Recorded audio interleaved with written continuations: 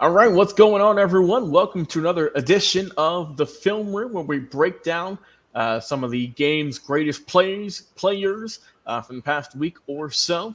I'm going to be your host and producer, as well as the guy who's controlling the keys behind here in the video, Logan Landers. And join me to break down CJ Stroud's performance against the Tampa Bay Buccaneers. As always, Jay McLovin. What's up, my friend? I'm doing well, man, and what a performance we're getting ready to break down, because this is just an epic performance by him. You are not kidding. And always, Dustin Reese, our stat guy. What's up, man?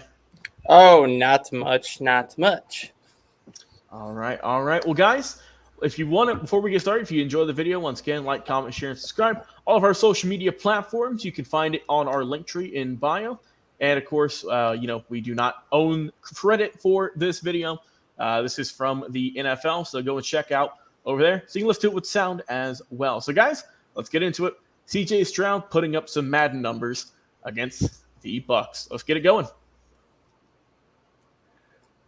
Just a nice placement on the slant. Yeah, nice slant. Hit him in stride, and obviously resulted in a touchdown. So it went well. And if you look at a lot of what he's doing too in those like fake handoffs, that is a lot of what Ryan Day had him doing at Ohio State. Yeah, just guy in motion as well, fakes it to the running back. Not the prettiest ball, but he got it there. And once again, I felt like when he threw that ball, he did not throw it completely off the back foot. He more or less muscled it with his arm rather than really getting a good plant and using that back foot to launch it. But hey, it don't matter how you throw it there. Look what it resulted in. All right, here we are, 23-16 third quarter here. Look at that. Again, low placement, but man, nobody else could get it except that guy. What was that little shimmy? Nice little pump fake shimmy. Yeah. And I just want to, you know what he looked like, Jay? He looked like Dak Prescott in that one preseason game where he was shimmying his hips. But he really is using good ball placement and his confidence. You can just see now he's getting the swag about it. And we start getting that swag, Logan. I mean, that was a perfectly placed ball, too. That was right in the breadbasket.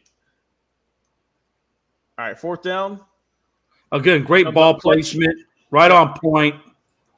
Timing. And I like how he's seeing the field and he's getting everybody involved. Right. So, I mean, he's tossing it to everyone. We'll break down the full stats after this. But, yeah, he's looking really comfortable for a rookie, which is scary for opposing defenses. Nice little option there, and just kind of weasels his way in, just kind of sneaks through some defenders, and he goes in for 6. That's like he just like look at that. That wasn't even a toss. That was it's going to flip my wrist and see where it goes. Just the blocking, it just flicks it. It does help when you have receivers that can make the play, though, too. Yeah, I'm about to say 85 was putting in work. Looks like Brown there. All right, 16 seconds, down by 4. And hits the guy right in the middle of coverage. I mean, just perfect placement, man. He is just placing the ball extremely well. Yeah, and he looked really good. Really, really good. All right, so let's pull up the stats for what he did here.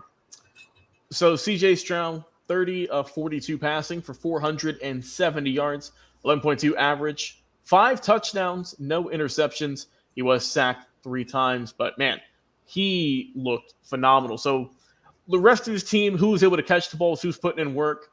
Noah Brown, 6 grabs for 153. Saw the nice one there.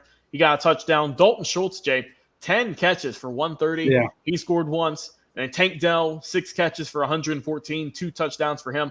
And Nico Collins, 3 grabs for 54. Also hit pay dirt once in that game. So, Jay, give your final thoughts on CJ Stroud and how he was able to perform this past week. Yeah, absolutely. I think the biggest keys for CJ was, number one, he's getting confident. He's getting that swag that he needs. But if the swag and the confidence comes from, I really think he's putting in the homework. I think he's doing the the study film sessions like he's supposed to. He's got great ball placement. He's got great vision across the field, and he just gets everybody involved. And when you can do that, and I understand what stat guys say, he does have great receivers. But again, who the hell knew any of these receivers were until Stroud came there? You still gotta place the ball correctly. You still gotta do all the right things, and that's what CJ Stroud is doing. And again, I tell you, if they had to redraft it, if I was redrafting this, CJ Stroud definitely goes number 1.